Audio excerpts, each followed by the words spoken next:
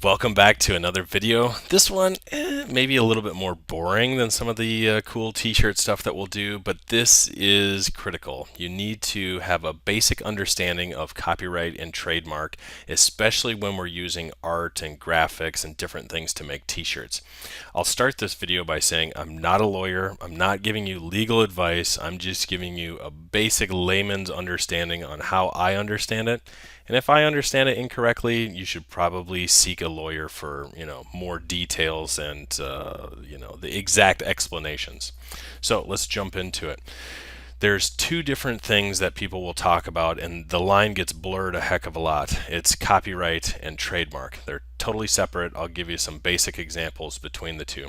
But overall, this is what you should be thinking. Don't infringe. Don't infringe on people's rights. So if someone has something copywritten, trademarked, don't be infringing on them unless you like cease and desist letters and getting sued. Instead, be original. So I view t-shirts as an ocean. There's an ocean of originality. They've been around for a long time. Do you think they're going away in 10 years? And we'll still have all sorts of different variations going forward in the future that are all creative and original, right? So is the radio constantly playing old music? No, there's new music that comes out every single day. It's the exact same thing with t-shirt designs. So get creative, be inspired by other people's designs. When you see something, go, wow, that's awesome. I could use it in another niche with a different graphic, or you like the idea. Maybe there's a specific style and they use a lot of spatter or something. Think how you can emulate that, but absolutely don't copy and don't infringe on people's rights. So there's two different offices in the United States, the Patent Trademark Office and the U.S. Copyright Office. If you live in a foreign country, you may have different equivalents inside of your countries. It really depends on where you're selling your shirts into. You need to be aware of these different types of sites. So let's tackle one of them first, copyright. This one is works of authorship, writing, so someone wrote a book, music, a soundtrack, works of art, and they can be visual, so movies are copywritten. Um, I always think of it as artwork is copyright. Well, where does t-shirts fall? Is it artwork on a shirt? Yes, that's so a lot of times it'll fall into copyright and not copying exactly what someone else did and making sure you're far enough away if you are inspired by something that they do. Okay, so copyright. Trademark.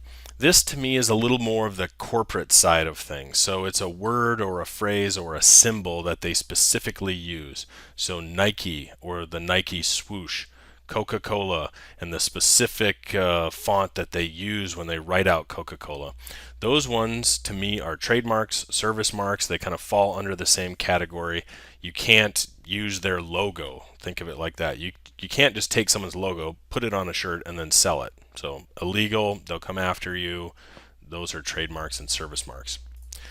All right, so let's go take a look. We'll pull up a couple different examples between these two, and you can just, I don't know, kind of get an idea of how to poke around in these two different systems. All right, this is USPTO, and you'll want to head up here to search for trademarks. If we click on that, basic word mark search is where I like to start. This interface is not the best in the world. I'll just say that. It could use a lot of improvement. But let's choose something we know is trademark. Green Bay Packers. Submit query. Here we go. There's only 4 things that come up. So you go, hey, maybe I'm safe. Maybe I can say Packers, or I could use Lambeau Field or something like that. You need to dig deeper. You can't just do some cursory search and then call it good. So we go in here, we know this is them. Yep, it's on watches, jewelry, great, perfect. We come down here, and this one's going to be the same keyword as I punched in, but a lot of these, the corporation will be slightly different, and we're going to go out and try to look for other trademarks that they own, if that makes sense. So we'll back up, we'll copy this. I like to keep the commas and the inks out of it. It seems to kind of mess up their search, but we'll go here and we'll do a drop down of owner, name, and address, and let's do exact search phrase. So we're going to search for this exact phrase, and we're looking for the owner really. Submit the query, and here are all the different trademarks service marks that the Green Bay Packers own. So if you thought you were going to be cutesy and do a Titletown shirt, a Frozen Tundra shirt, a Titletown towel, a Lambeau Field, all of those are protected. You'll see numerous ones are dead, numerous ones are alive. I don't even trust that because you'll see here's 3 dead Titletowns and there's 5 or 6 different live ones. When we jump into each of these, usually they'll qualify for different things. So this one's real estate development. We'll go backwards. We'll pick this one. This one is for arena services. Okay. And so that's why you will see multiple marks. They'll be using them in different situations. And if you thought Packers, you could do that, well, nope, you can't. Just to give you a heads up. So that's how TESS works. That's what a lot of people refer to it as, the Trademark Electronic Search System. Now let's go over to copyright.gov. This is a little hazier, a little fuzzier. So if you remember, these are works of art, right? So here you can register, you can record a document.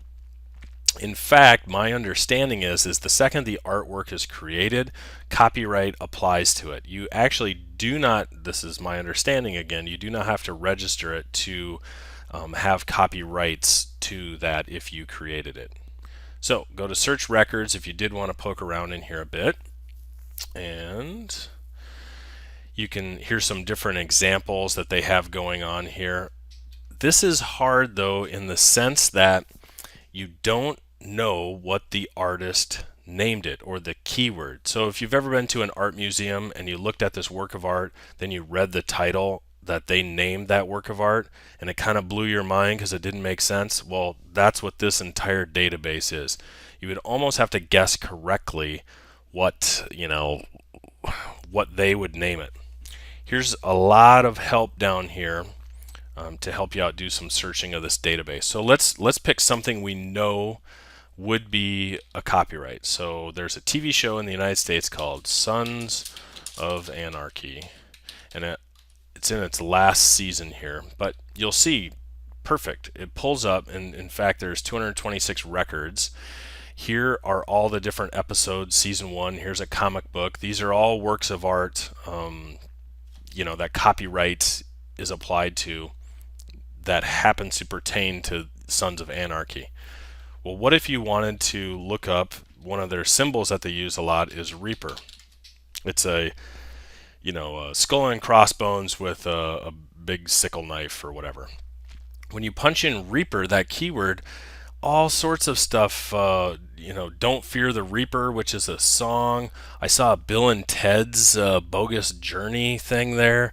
So what I find with this database is, yes, everyone's covered by copyright and you can submit things in here, but I don't find it very useful to poke around in and dig up and check copyright because it's all driven by what another person would call something compared to you. Just kind of a heads up. So those are the 2 different sites. I find USPTO a little bit more useful than copyright. But that's basically it. You want to follow copyright at all times. You want to make sure you're not infringing. And if you have any questions about that, ask Teespring and they'd be happy to help you. Thanks.